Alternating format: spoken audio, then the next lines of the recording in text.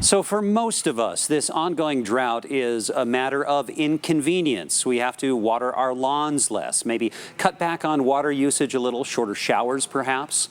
But Robert Gehrke found out that a way of life in Utah is threatened. Yes, we've got Robert with us. He joins us live via Zoom this morning. Robert, thank you. Let's talk about the farmers, lest we forget the farmers, right? Yeah, they're an important piece of this, right? Because as we were talking about right before we went on the air, about 85 to 90% of all of the water used in the state goes toward agriculture in one form or another, whether that's farming, crops, or ranching. And so, when you start seeing 40 to 50% reductions in the amount of water they have, so in some places maybe even more, you can really start to see the impact this is going to have on a way of life in the West and the livelihoods of thousands of Utahns. And Robert, as you were talking to folks about this, Utah, we talk about Utah as one big place, but it's too big for that, really, that we have so many different watersheds. Are there particular areas of the state where there's more of a threat? Yeah, up in northern Utah, especially in the last few weeks, they got a little bit of rain. They still have snowpack up there. So, they're dry for sure, not to dismiss that. But in southern Utah, I talked to one farmer, his name's TJ Atkin, down in near St. George. He runs cattle on the Arizona Strip, which is that area in King County in northern Arizona. And he said that they haven't had the monsoon seasons they get in the July, August, September timeframe. For this is going on 3 years. This is their third year.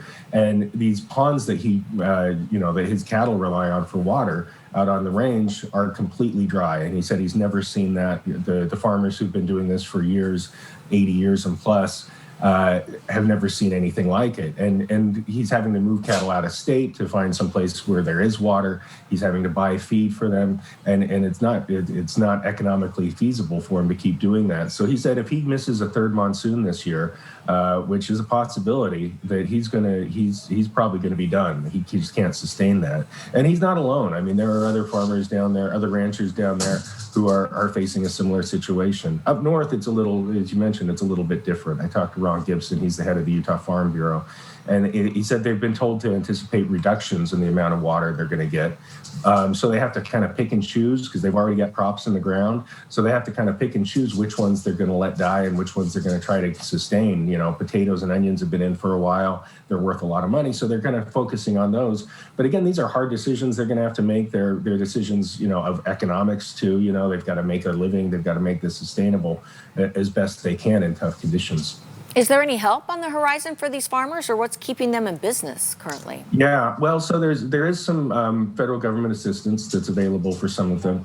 TJ told me if he didn't have that he probably wouldn't have made it through last year. So there is some of that, and the governor's declared a state of emergency that allows them to draw down some of this disaster relief. But really, I mean, the biggest thing is just going to be, praying for rain and hoping it comes. And this is, I should add, this is not just a Utah thing. This is a regional thing because California, Nevada, Colorado, Arizona, Idaho, all of these states are facing similar dryness this year. And that makes it really hard to get hay shipped in from out of state, because it's scarce there as well. And it's also affecting the commodity prices. Ron told me that the auction yard in Salina usually has about 300 to 400 head of cattle auctioned, every time they have an auction. It's 3 times that much because these ranchers are having to sell off their herds because they just can't keep them and keep it profitable.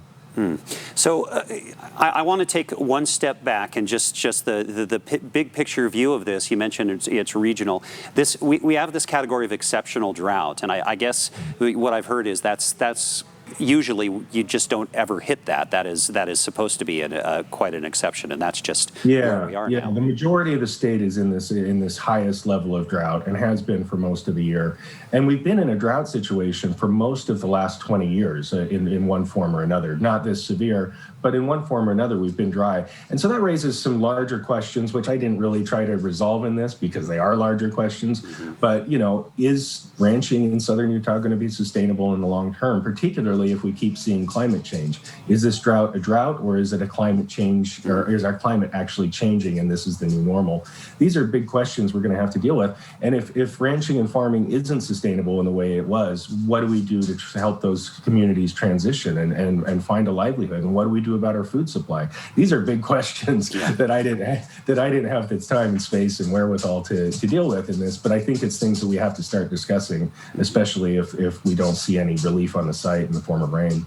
No, you're right. You're making us think. Those are big questions. And if you'd like to read more of Robert Gehrke's column, it's on saltlaketrib.com. Robert, thank you. Thanks, Robert.